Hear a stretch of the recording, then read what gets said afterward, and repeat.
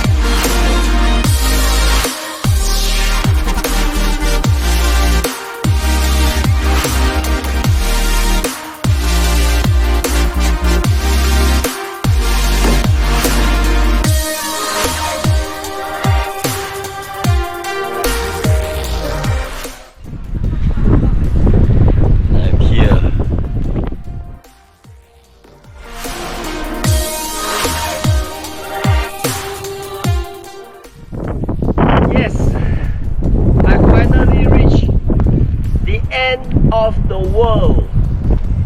Yeah.